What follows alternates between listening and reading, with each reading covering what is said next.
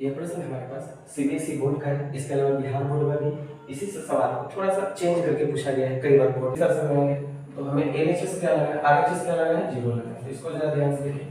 और एक बात याद रखिए, आइडेंटिटी से कभी भी गलत बनाइए नहीं, क्योंकि आइडेंटिटी तभी आप अच्छे से बना पाओगे जब बहुत सारे प्रश्नों को बनाओगे। तो जितने ज्यादा प्रश्नों को आप बनाओगे आपको उतने सारे आइडिया आएंगे, उतने सारा आइडिया आने के बाद आपको बनाने के स्टेप्स पता चलेंगे कि किस सवाल को किस तरह से बनाया जाए, है ना। आइडेंटिटी ऐसे नहीं बनता है, इसके लिए आपको प्रैक्टिस करना पड़ेगा बहुत सारा।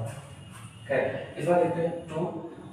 इसको ब्रैकेट के बाहर रखते हैं तो क्या इसको ऐसा लिख सकते हैं कि साइन स्क्वायर थीटा का होल क्यूब प्लस इसको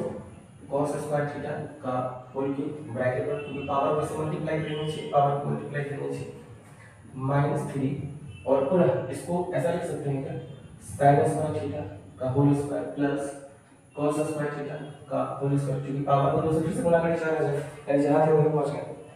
एक चीज देखने से आपको यहाँ लग रहा होगा थोड़ा सा कि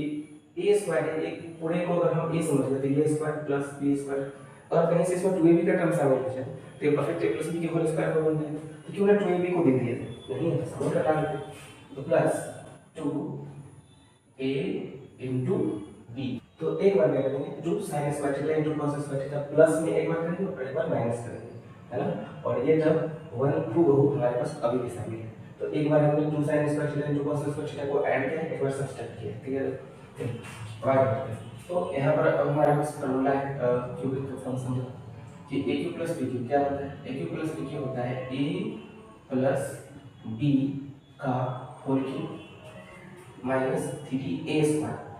minus 3a into 3a into b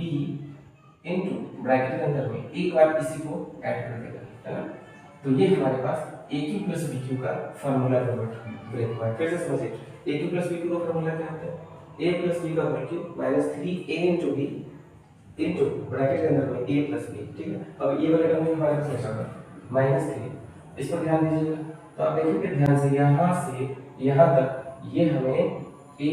plus b के होल स्क्वायर में बचा है, और ये टर्म अभी भी हमारे पास एज इट इज बना हुआ है, 2 sin square theta cos square theta bracket बंद और 1।